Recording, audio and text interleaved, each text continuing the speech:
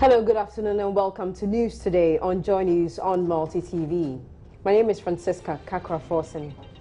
Coming up, residents of Alavanyo living in fear following death of a man believed to be in his 50s yesterday. Also, Finance Minister said Tekwe presents his mid-year economic review to Parliament. Is it a picture of boom or doom? We'll be getting the details. And President Mahama is back from Italy, but the trip to woo investors is not as topical as one of the members of his delegation. We hear from her. We also have business, sports and entertainment coming up in this 1 hour package. My name is Kwabena Chenchen. You're welcome to News Today.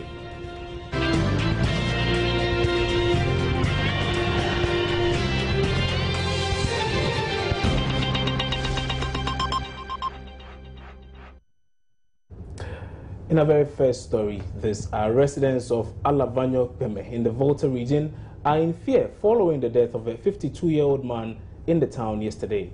The victim, an employee of the Alavanyo Senior High School, was reportedly shot in a bamboo grove. Ivy Setoji is our Volta regional correspondent. You can now get in touch with her and gauge the mood in that particular area. So, Ivy, good afternoon. Thanks for joining us. Now, what's the situation in Alavanyo now? Hello? Ivy, can you hear me? Yeah, I can hear you now. Can you tell us much more about the situation in Alavanyo this afternoon? Well, the situation is that the residents in that area are now living here because they, as I said, this thing has been on for some years now, and it's as if it's becoming worse by the day.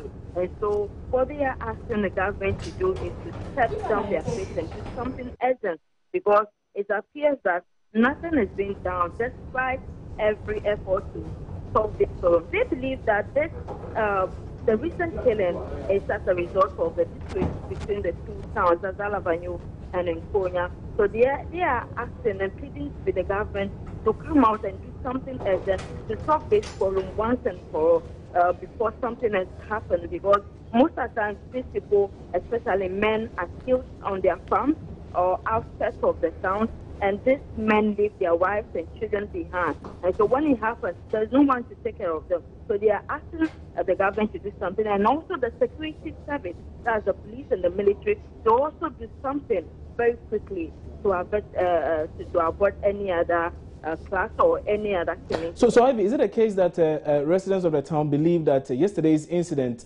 is one of the standing feuds in the community? Is as a result of that? They believe that this is as a result of the dispute between them.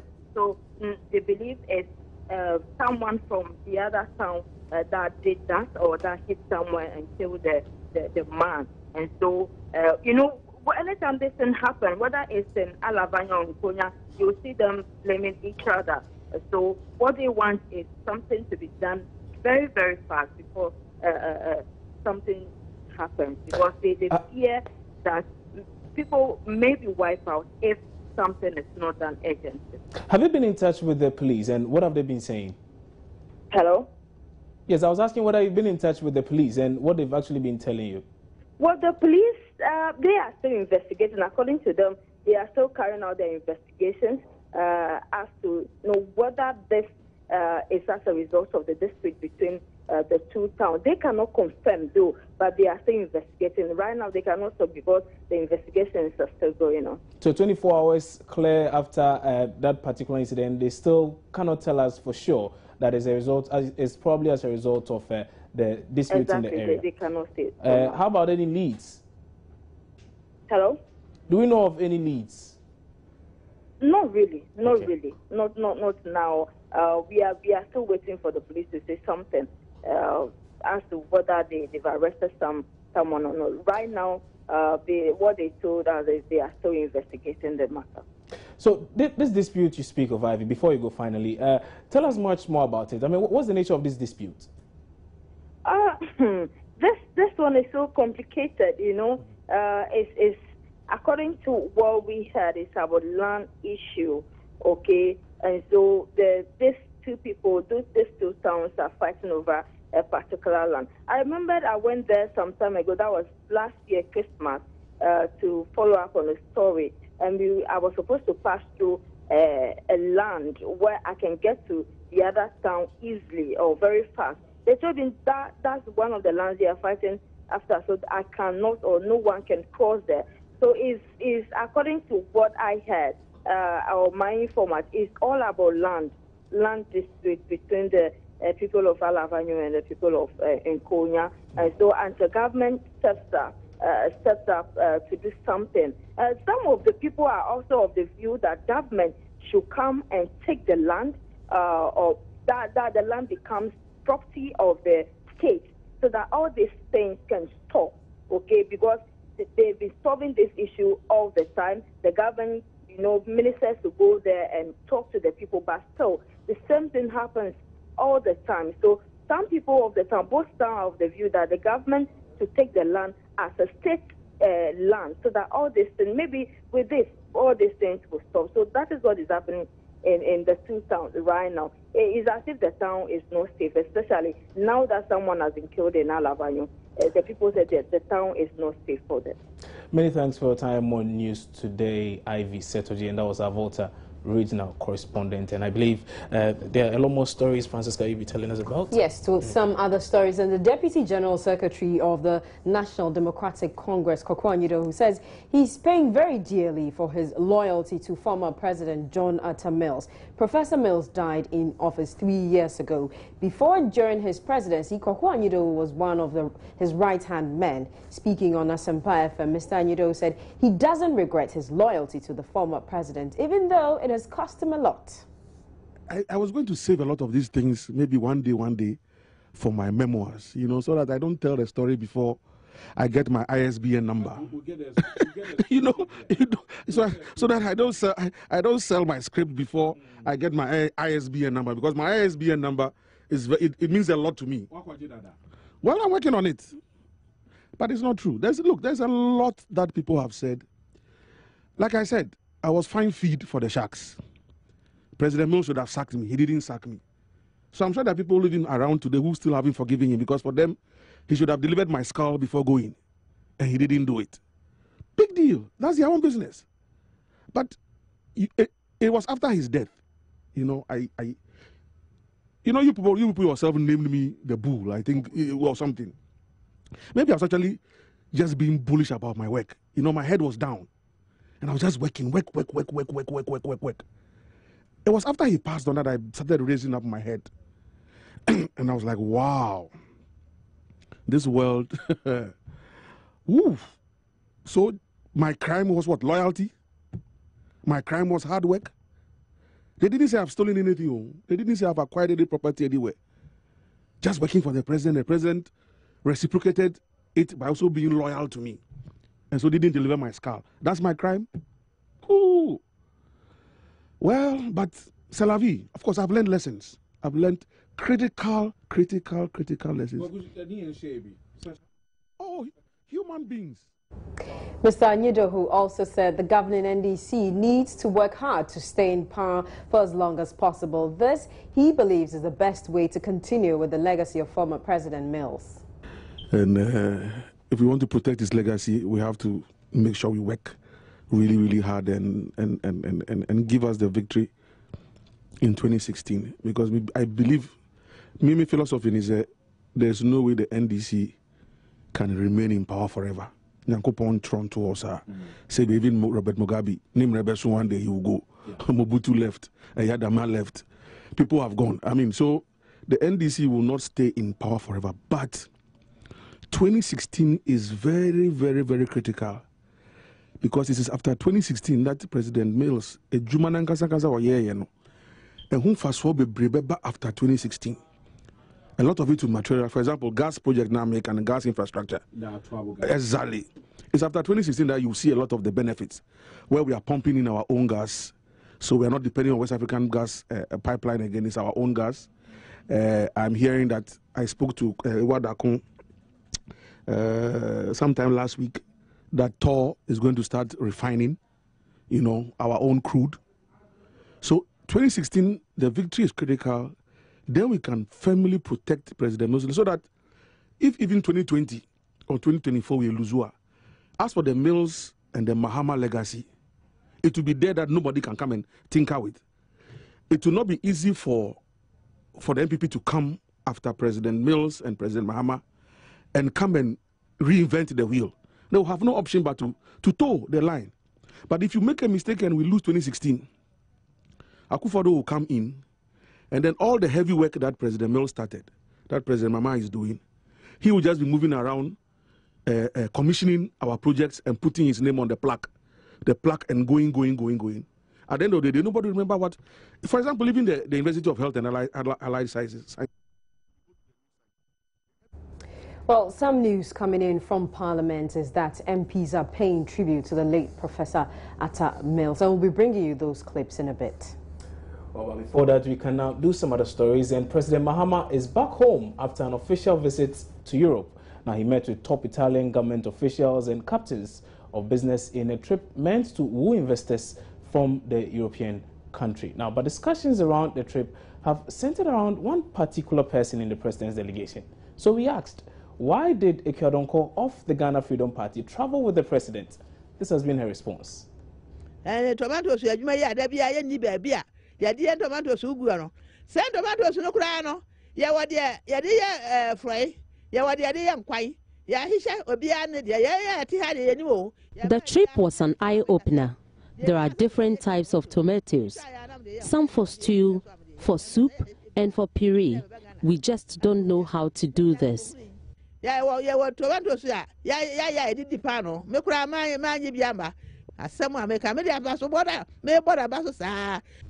not with the NDC. I am still with the Ghana Freedom Party. But I don't mind being second for President Mahama to lead the country. The rest are bad and they don't deserve a place.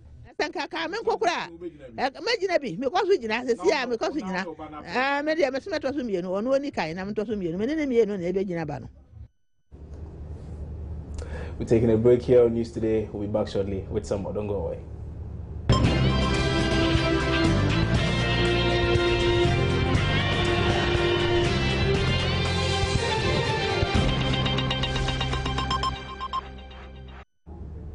Welcome back to News Today on Joy News on Multi TV. Now, residents of Boakrom near Nsawam have made an urgent appeal for authorities to clamp down on sand winning activities. They are concerned about the effect of sand winning on their farmlands. They made the appeal when the Member of Parliament for the area led a team of police officers to tour the area.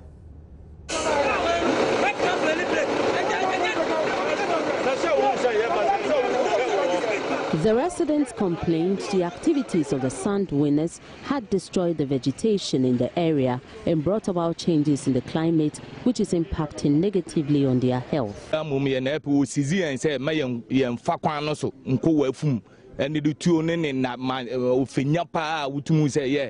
The situation is very disturbing.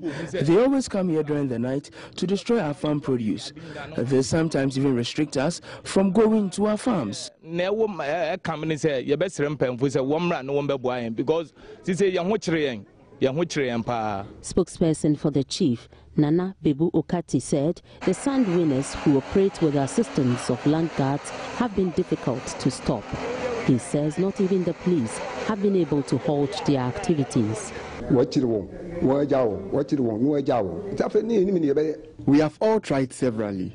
There have been situations where we have reported it to the police to no avail. We don't even know what to do now. We will be grateful if authorities come to our aid. Member of Parliament for Nsawam Adwejiri, Anodom Press, said he was moved to visit the area following lots of complaints from the residents and expressed shock at the extent of devastation. What I've observed was so devastating. I heard reports about the sand winning activity, but I didn't know that this is what the extent. There's the whole city that has been taken control of. I think it's unheard of. Preliminary checks I made at the EPA shows clearly they don't have permit. Now I wonder why the assembly would set for such an illegality to be perpetuated. So I'm going to take the matter up, and I'm not surprised the traditional leaders are saying they don't know anything about it. Their farms are being destroyed day in, day out. I'll go back to the EPA and then find out who permitted them, together with Assembly, and know who at all is behind them. I have to know that. The main supervisor at the sand winning firm, however, insists the company has satisfied all the necessary requirements for the operation, including paying royalties to the landowners. We have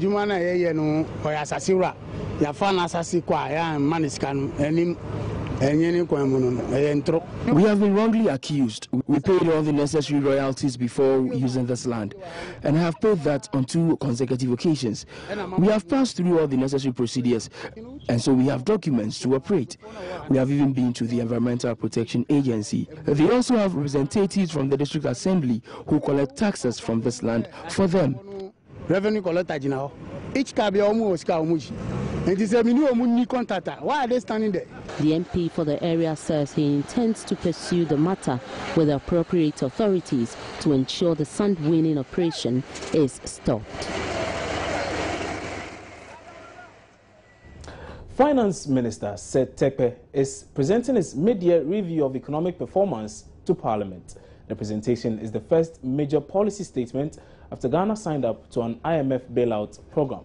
Now let's get on the phone lines now and speak to business correspondent George Wiafe, who is following proceedings in Parliament. So, George, what has been happening in the House so far? Well, before the minister makes his presentation, when it comes to the revised budget estimates for 2015, and again a supplementary budget, the House actually been approving some agreements. Actually, one of them is government decision to actually go outside and raise or issue a euro bond. Now, initially, we knew that government was going to raise about 1 billion. It has been increased actually to 1.5 billion, and that argument is currently ongoing. But what we gather is that the House indeed is going to approve it. There are other agreements as well which the House has approved, which is going to develop the private sector and support small businesses in the country. Now let's come to the revised estimate in the supplementary budget, which here that most or all the macroeconomic targets set out in the budget are going to be viewed. That is inflation. Most of them are going upwards, with the exception of the deficit, or with the exception of the economic growth. Now it's been revised downwards, and what we are picking up is that it will be revised downwards to like 2.7 from 3.9 and all the other figures. But when it comes to revenue also, revenue is also going to drop as well. Expenditure has been revised downwards from the 41 billion Ghana cedis to almost about 40. However, the finance minister will be seeking the House to approve almost 1 billion Ghana cedis. That is new revenue that has come in for it to spend for this particular year. But what I can tell you is that most of the figures are going to be revised for come this 2015 financial year. Many thanks for your time, George Wiafe, and as business correspondent on that particular bit, George Wiafe. Well, ahead of the budget review, economist Dr. Tweneboa Senzo urged government to take realistic targets. There are some very component areas which we think that the financial economics analysis doesn't really address. And these are the things we find ourselves affecting at the base level, which I define it more on the community base. Example, like using the issue of the appreciation of the cedi. Now, the next question is whether the cedi is depreciating or appreciating. It has a benefit to both sides of the market. Those that are really important, more like become much more happy when they realized that the cedi is really doing much of appreciation. Those that are doing exporting will also then see the cedi in the point that it is depreciating. So that means both sides it has effect. But the question we then ask, at what time do we take advantage of the system? And these are the challenges we are not seeing. And that is why, as more of a behavioral economist, I continue to preach about it, that we seem to have allowed our labor market. We don't have good policies that guide it. We don't have some structural system that could be able to let our labor market take advantages of some of the crashes that happens within the economic environment. So on this basis, you realize that you are doing the financial analysis and the calculation base, yet your people are not really happy at the base in terms of whatever review that makes. And then they think that whatever you do are more of abstract, not making any relevant sense. So what exactly, specifically, would you expect government to target at in terms of growth and in terms of inflation? For the target government is projecting as of now, to me, whatever target it's being projected by government, I call it a realistic target, because they are the ones managing the economy. So it is a realistic target. But what are the actions are we to take to get us to that target we have set? Because there are realistic targets that cannot be achieved. And our challenge here is not the target. It makes them unrealistic. If it's a target that cannot be achieved, it's unrealistic. I don't call it that it's not realistic. It is the point that we have not put certain actions into place which will make it to be attainable. That is how I call it, because first, every target has been, before you are setting a target, there are certain parameters to consider before setting a target. And when you look at our economy, as of where we come from, making Ghana as an independent up to 58 years, these are not targets we should not beat. We should even exceed such target. But we are not achieving because some calculations are wrong somewhere. Some management structures are wrong somewhere. And that is why I am of that opinion that our knowledge economy is at question. Because whatever we are doing seems to move in a template of try and error. Because if you want to make sure that your market is moving in scientific order, then your market should be able to be predicted within 3 months to 6 months. I should sit here today and be able to predict what's supposed to happen. But today, you and I are not sure because of the volatility of the market. We are not sure and we can't predict. What happens is that any shock we see, anything that happens unexpectedly, then we want to apply ad hoc measures. Well, let's take you live now to Parliament, where members of the House are currently in a discussion on the economy. That's even ahead of the Finance Minister's presentation. Expenditure, even with... The government finance committee does not approve the domestic loans that you pick. Resume your seats. Let's find out from the chairman of the finance committee whether the statement made by the honorable deputy minority leader is correct. Mr. Speaker, I think that the honorable deputy minority leader is misleading the House. Mr. Speaker, we approve Budget Appropriation Act in this House, giving the power to the Minister of Finance to go to the market and borrow from domestic market to support the budget. We do that all the time. And if he's saying that about 60% of the 89 billion are loans that do not pass through this House, it's misleading the House. I expect him, as a member of the Finance Committee, to know that, not to tell the whole world about this. It is not true. It's misleading the House.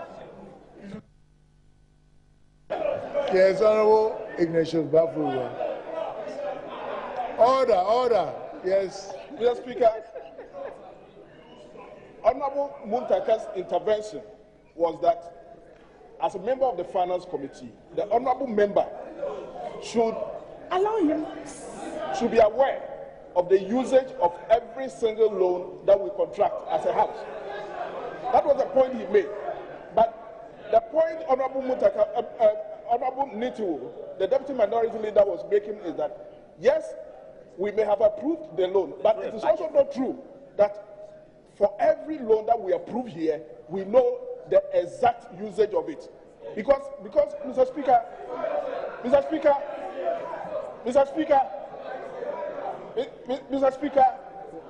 the point is that for all the domestic loans that we contract, they are approved as part of the budget. But, Mr. Speaker, they are not tied to specific projects. So it is not true that for every loan that we approve here, we should know exactly its usage. It is never true.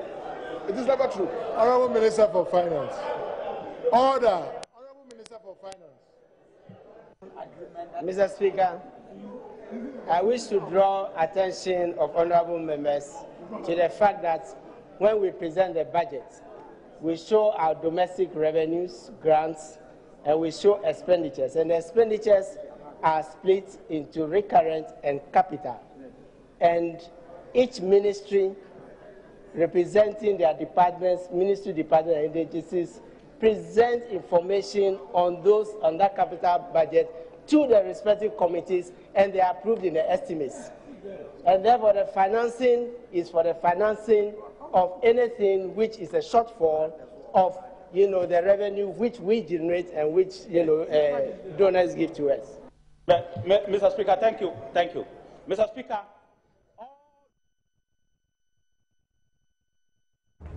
So those were minority and majority MPs having a discussion about the management of the economy. Indeed, it's interesting, some of the things you hear when you get to the floor of Parliament. But we are taking a break here. Welcome to the business segment. A strong brand, they say, is critical for the success of any business. Indigenous companies, however, tend to grapple with how to develop this. But the managing director of Airtel Ghana, Lucy Quist, says the way forward is for the businesses to place a high premium on people. This, according to her, is important since the impact a business has on its people, especially its staff, eventually goes a long way to grow its brand. A brand only exists insofar as people represent that brand. And those people, the first group of people are the staff who work for the customers, then who work for the company, and then of course for the customers, and the customers are also representatives of the brand and all the stakeholders who come into contact with the brand as well. We make people the focus of our brand by first of all living what we believe internally. We believe in the power of potential.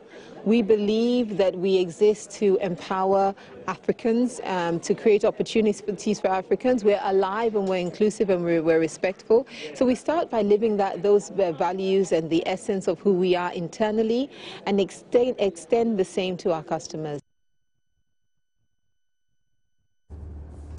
Ghanaians are excited the cedi is fast appreciating against the US dollar, but not all economic players are in support of a rampant cedi appreciation. Exporters are already counting their losses with this development. One of such is Sekaf Ghana Limited, exporters of Share Cosmetics.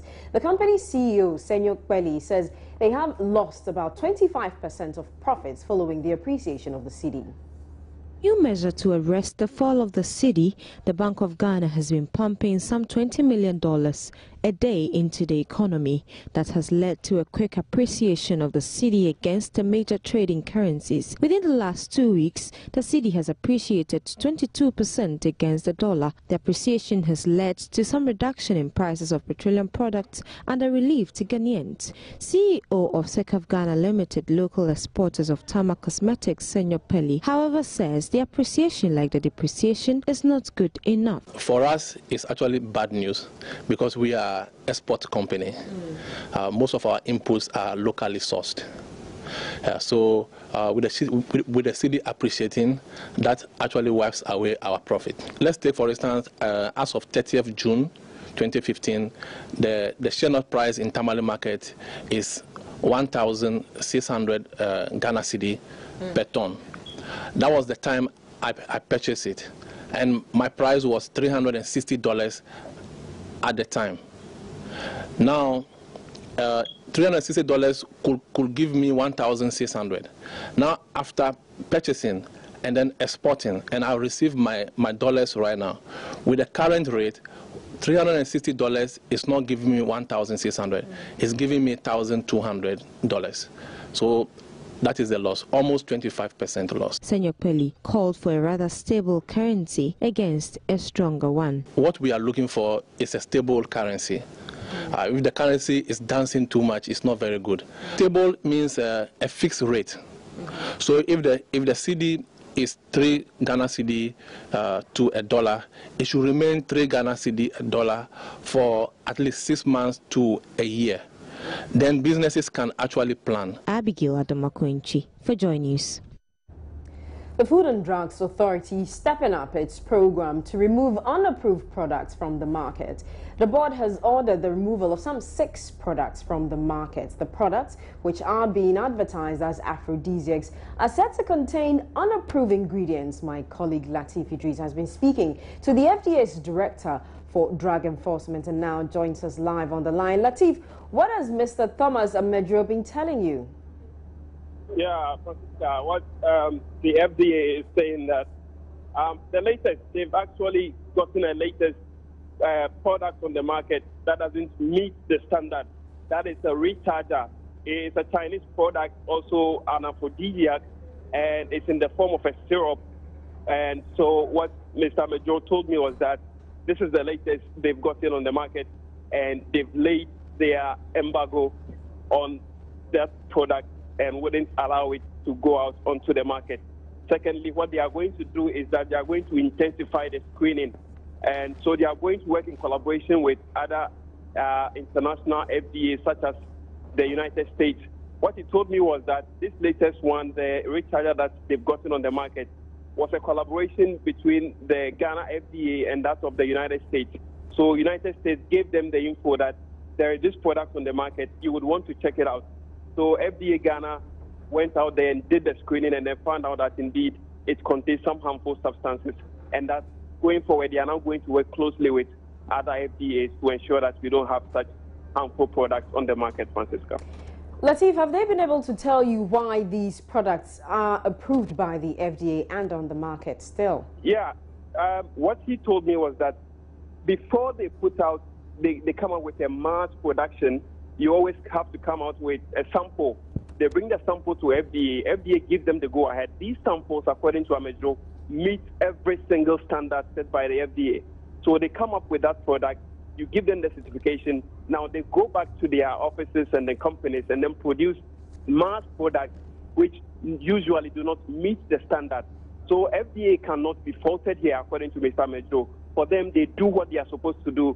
But it is up to the companies to stick to their words and go by what they tell FDA that they are going to do. But unfortunately, when they go back to their companies, they go back there and produce what he described as shoddy products, put them out there at the expense of the consumer, Francisca. But going forward, he says that they are going to put more men on the ground to ensure that the post-market surveillance exercise is intensified. With that, he is confident that they'll be able to get rid of such, shoddy products off the market, Francisca. And we all hope so. Thank you very much. That's Latif Idris reporting. That's it for Business with me, Francisca. You're welcome back from that break. We can now move on and do some other stories, and let's take our attention to the Upper West region, where about 150,000 children in that region are set to receive anti-malaria vaccines in an exercise starting today. Now, the region has the highest malaria prevalence in the country. The vaccination exercise will see each child receiving 3 doses of the seasonal malaria chemo prevention drug. Correspondent Rafiq Salam has more. In order to have a successful implementation of the seasonal malaria chemo prevention in the region, media practitioners from the print and electronic media were brought together for a sensitization workshop. Program Officer of National Malaria Control Program, James Frimpong, briefed them on the need to implement the program in the region after its implementation last year hit a snag. We are doing it in Upper West region because in the 2011 multiple indicator cluster survey, it showed that children in Upper West region have the highest malaria parasite prevalence. In fact, if you took 100 children aged between 6 months and 59 months, 51 of them in Upper West region had malaria parasites in their blood, as compared to 4 out of 100 in Greater Accra, as compared to 22 out of 100 in Eastern and Ashanti regions, as compared to Volta region where 17 out of 100 had parasites in their blood. This was the highest. And so when the country decided that seasonal malaria chemo prevention would be beneficial, we settled on Upper West as the area where it has to start before even scaling it up to the areas that are eligible for chemo seasonal malaria chemo prevention. James Rompon stated that the drug is not new and has been tested 50 years ago and expect to have little or no complaint from parents after the drugs are administered. When we talk of side effects, I do not intend to say that every child who will take these medicines is going to react, but it's a precautionary measure to preempt any eventuality. These are medicines that have been used in Ghana for more than half a century. Sulfadazine paramethamine is still being used for pregnant women, intermittent preventive treatment. Amodiaquine is still a component of the artesunate amodiaquine drug that we are using. And so they are not a new medicine per se. They are not experimental medicines. They are medicines that we have close to 50 years experience with its use in Ghana, in the Ghanaian population. But that notwithstanding, we still want to be cautious in order to prevent any eventuality, as I said earlier on. And that is why we are also, as part of this process, including an active pharmacovigilance component. Children between the ages of 3 up to 59 months are to be given the doses, with the exception of those who are suffering from malaria and are already on drugs containing sulfur or anti-amodiaquine. Over 150,000 children are expected to be given 3 doses of the seasonal malaria chemo prevention drug in the region. The Ghana Health Service and the Food and Drugs Authority maintain that drug is neither for trial nor is it going to be used as a study on children in the region. Now, how far will you go to obey the instructions of a man of God?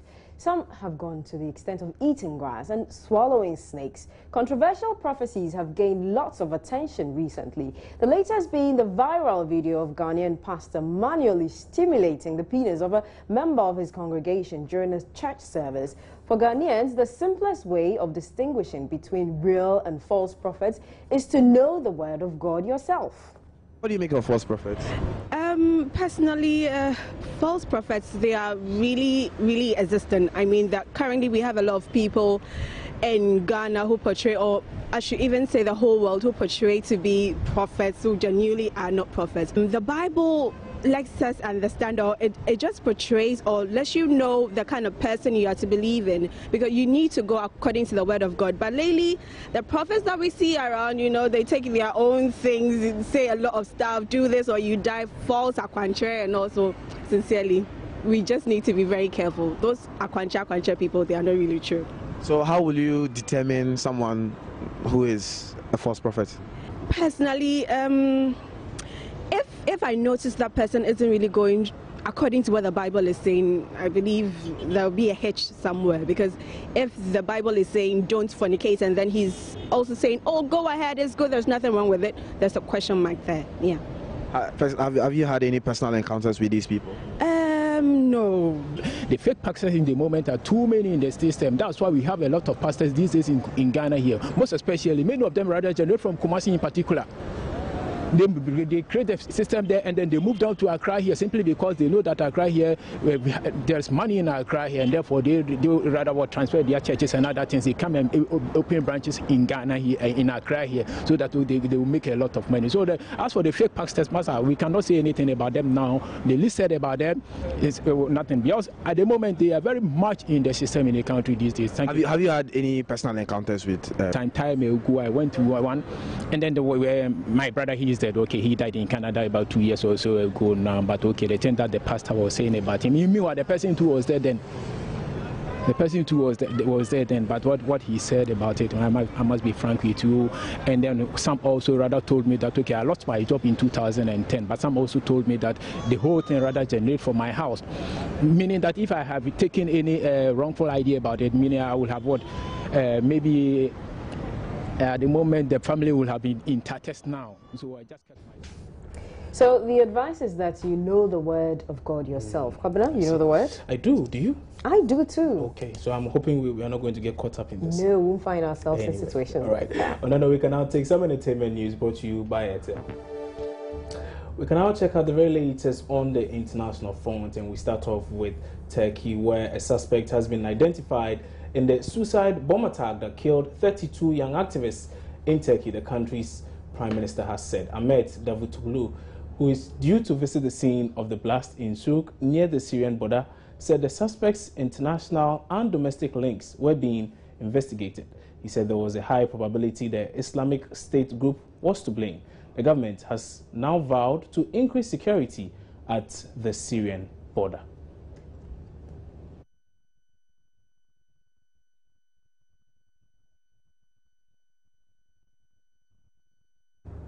So let's now return to Parliament, where Finance Minister Seth Terkper is presenting the mid-year budget review. World Bank, European Union and African Development Bank. The renewed confidence and inflows are important for the stability of the city. It is expected to remain relatively stable given further inflows such as the second tranche of the IMF support, additional development partner inflows, the Eurobond issue, and the proceeds from the cocoa syndicated loan that has come to this House. Other more gradual and regular flows expected from crude oil, gold, and other exports will also boost reserves. Mr. Speaker, we will not adopt a passive approach to issues relating to the value of the currency, even though the impact of some of the external shocks can be severe. We will continue to focus on these subjects. So this is how we draw the curtains on news today on Joy News on Multi TV. But before we go, we'll leave you in the hands of the Finance Minister as he continues his presentation of the media review. My name is Kobna Chenche Boateng. And I'm Francisca Kakra Forsa.